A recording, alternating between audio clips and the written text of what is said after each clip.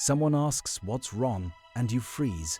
Not because you don't want to answer, because there's nothing there, just static where the feeling should be. You grew up in a house where nothing bad happened.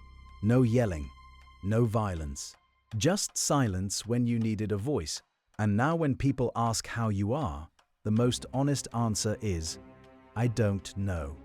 You watch others name their emotions like it's effortless. Sad, angry, excited. But when you reach inside yourself, it's like opening an empty drawer. You worry you're broken, emotionally defective, that everyone else got a manual you never received. Here's what no one told you. What didn't happen shaped you as much as what did. The absence of emotional attention doesn't leave a bruise you can point to, but it leaves a gap where your inner world was supposed to learn it mattered. And psychology has a name for it. What if the emptiness isn't a flaw in you, but a space where something was supposed to be taught and never was?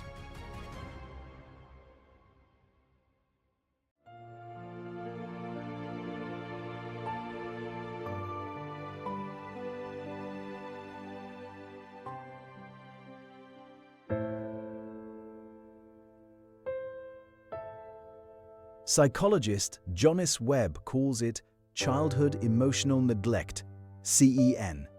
It's not what happened to you, it's what didn't happen. Your parents may have fed you, clothed you, sent you to school, but when you were upset, they didn't ask. When you were scared, they didn't sit with you. When you were excited, they didn't mirror it back. Not because they were cruel, often because no one did it for them. And slowly you learned, my feelings are not important. The research is staggering. A global meta-analysis by Stoltenberg found that roughly 18% of children worldwide experience emotional neglect, nearly 1 in 5. But because there's no visible wound, most people don't recognize it.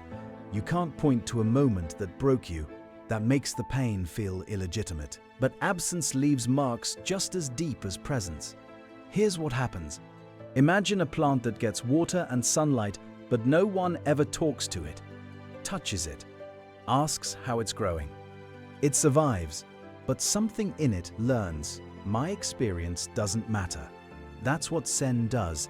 The child's inner world, their emotions, their needs, their sense of self goes unwitnessed. And the brain adapts. It stops sending signals inward, stops naming feelings, because feelings that go unacknowledged start to feel like noise. You weren't taught that you were broken.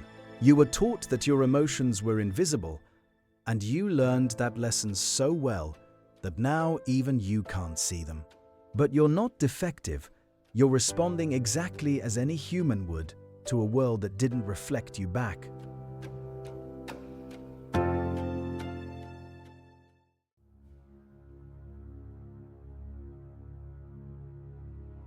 When a parent doesn't reflect your emotions back to you, doesn't say you seem sad or that must have been frustrating, your brain never learns to label what's happening inside. It's like trying to learn a language with no one to practice with. The feelings are there, but the words aren't. Psychology calls this Alexithymia, literally no words for feelings. And it's one of the most common long-term effects of CENN. Someone asks what's wrong, and you say, I don't know. Not because you're avoiding the question, because you genuinely don't. The signal reaches your body, tightness in your chest, heat in your face, exhaustion in your limbs. But it never gets translated into language. You feel something, but you can't name it. And without a name, it's almost impossible to address. This creates what researchers call identity diffusion. A recent study by Cillians and colleagues in 2025 found that adults with CEN often report feeling like they have no core sense of self, because the self is built through mirroring.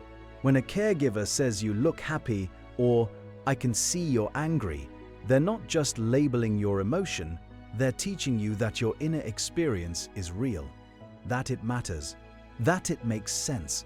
Without that mirroring, the inner world stays murky. You grow up capable, functional, successful even, but secretly convinced that everyone else got a manual for being human that you missed. Your needs feel illegitimate. Asking for help feels like an imposition. And relationships become exhausting because you're constantly trying to guess what you should be feeling instead of knowing what you do feel.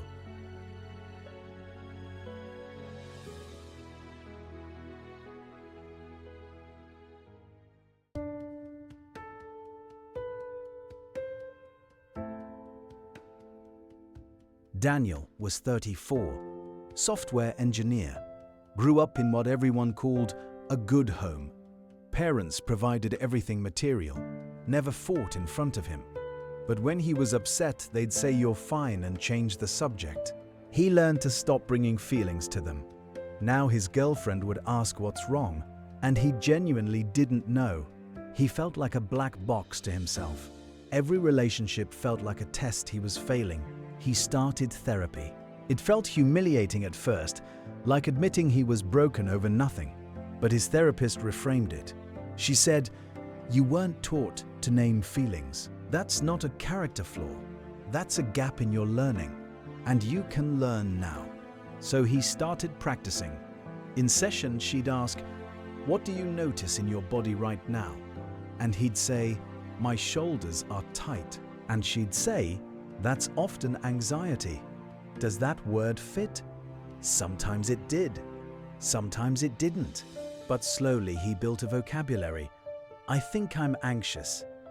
I might be angry. Small sentences that felt huge. He didn't become emotionally fluent overnight. But he stopped believing he was defective.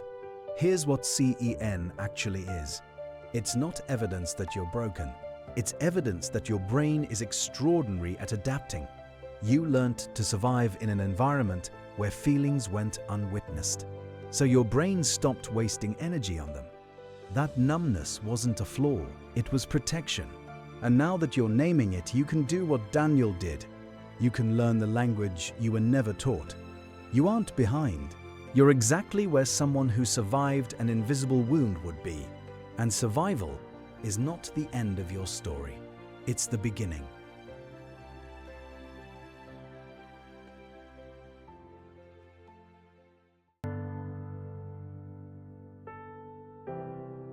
You grew up in a home where nothing bad happened, but nothing good happened either. Not in the way you needed. Your feelings weren't refused, they were invisible. And you learned to make them invisible too. For years, you've carried that silence like a personal failing, but it was never yours to carry. Childhood emotional neglect is real. Alexithymia is real.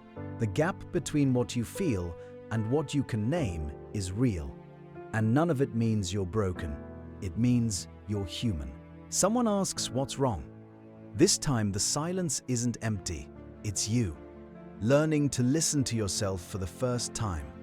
Maybe you don't have the words yet. That's okay. You're building them. One feeling at a time. One name at a time. One moment of turning inward instead of away. You aren't broken. You're fluent in survival and learning the language of yourself. And that language, it's been waiting for you all along.